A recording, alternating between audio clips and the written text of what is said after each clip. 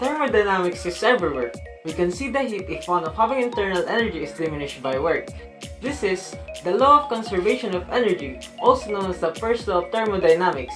It says that the energy of a closed system must remain constant. It can neither increase nor decrease without intervention from outside. So we can say that energy can neither be created nor destroyed.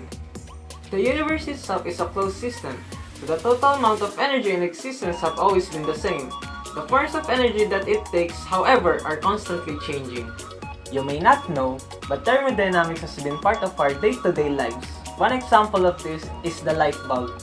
Turning on a light switch does not create energy. It simply converts electrical energy into radiant and thermal energy. So going back to what we said, energy can neither be created nor destroyed, but can only transform from one form to another. So let's say, if you have a system and everything outside of it is the surroundings, the energy can be into or out of the system. So if heat flows into the system gains energy, and that energy is known as the internal energy of the system.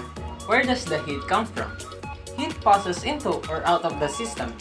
In the process, when the heat is negative, it releases out of the system called exothermal processes. And when the heat is positive, it absorbs into the system called endothermal processes.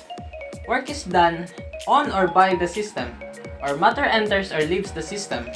When work is negative, it is done by the system, and when it is positive, it is done on the system. The unit of law of conversion of energy, especially for the honor of James Prescott Joule as joule and kilojoule. Thermal energy is a total of kinetic and potential energy of atoms in an object. When thermal energy of a substance increases, its particles move faster. Heating things up requires energy, which can be estimated using the equation for a single-phase pure substance.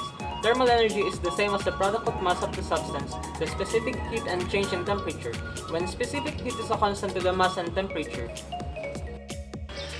The sum of internal energy is adding to the product of system called entropy. It is used to measure the heat that is either obtained or lost by a system. So why did we call the exothermal and endothermal processes? Here's the deal. Exothermal reaction changes when its reactants have higher energy than its products that reactants activation energy is brief. The entropy change is negative that has lost heat. Endothermal reaction changes when its reactants have lower energy than its products that its activation energy is really long.